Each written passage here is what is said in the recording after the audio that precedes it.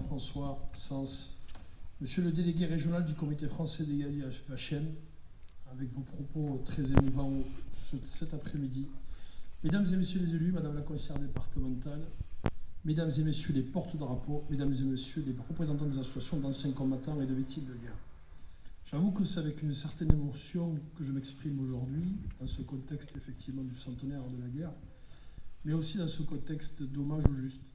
Et je voudrais rendre un hommage à la famille Laurent et tous ceux qui ont de près ou de loin vécu ces drames, mais aussi ces actes de solidarité. Donc c'est une pensée à vous, bien sûr, à vos aïeux, dans ce moment difficile sur le plan émotionnel, et avec une volonté qui est celle de la transmission aux jeunes générations. Chers amis, chers concitoyens, nous voici réunis une fois encore pour honorer la mémoire de ceux qui, il y a plus d'un siècle, ont donné leur vie pour défendre la liberté. La liberté, la paix et la dignité humaine. Le 11 novembre 1918, les armes se sont tues. Mais le silence qui a suivi n'a jamais effacé le sacrifice de millions de soldats, ni les cicatrices profondes laissées dans le cœur de la France et de toute l'Europe. Aujourd'hui, alors que nous commémorons l'armistice de la Grande Guerre, notre pensée se tourne bien évidemment aussi vers toutes les victimes des conflits qui ont déchiré le XXe siècle. Parmi elles, il en est donc le courage à transcender l'horreur. Et ces hommes, souvent ordinaires, ont choisi au péril de leur vie de protéger leurs semblables, persécutés. Leurs actes de résistance silencieuse, leur humanité inébranlable sont un phare dans l'obscurité de la barbarie. En Occitanie, vous l'avez rappelé, monsieur le délégué, cette ère de lumière et de contraste en même temps, des dizaines de justes ont écrit des pages d'héroïsme discret. Maurice Lugassi, dans son ouvrage Les Justes en Occitanie, nous rappelle que notre région a été le théâtre de gestes de solidarité et de fraternité qui ont sauvé de nombreuses vies. Des familles tout entières, des instituteurs, vous l'avez rappelé, des paysans, des religieux, ont tendu la main à des enfants, à des femmes, à des hommes traqués, simplement parce que c'était juste. Leur mémoire nous oblige à tous. Je tiens à saluer Monsieur le maire Jean-François, car le Carnaval fait partie des premières communes à avoir répondu à cet appel à projet dans le cadre du plan régional d'action contre le racisme et l'antisémitisme, un véritable fléau de notre société. Cet hommage vise à graver dans la pierre et dans le marbre, dans les souvenirs aussi, l'engagement héroïque qui permet de sauver plusieurs familles juives dont les faits se déroulaient dans ce territoire. Et en ce jour des commémorations, je veux saluer leur héritage ici au Carnaval.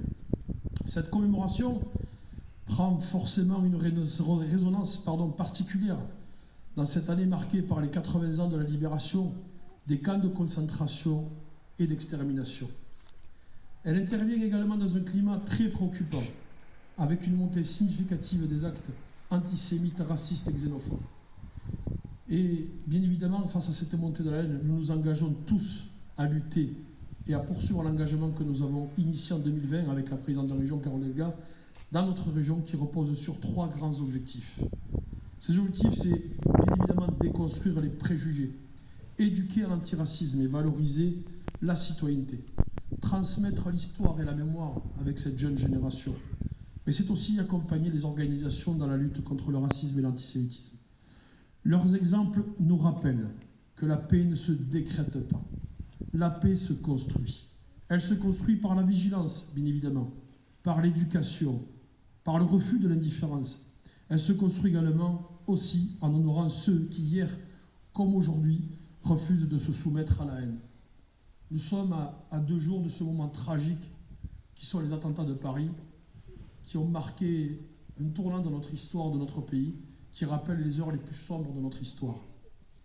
Je le rappelle ici parce que c'est un moment tellement émouvant et tellement dur quand on écoute et on regarde les témoignages des victimes et des familles des victimes. L'Occitanie, c'est une terre d'accueil, une terre de résistance. Elle porte en elle toute cette histoire. Elle est notre fierté, mais aussi notre responsabilité.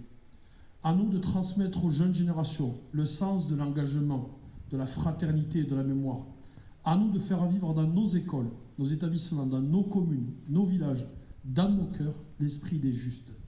En ce 11 novembre, alors que nous nous recueillons devant les monuments morts, pensons tous à ces héros sans uniforme, Leur courage nous unit, leur mémoire nous guide. Vive la République et vive la France.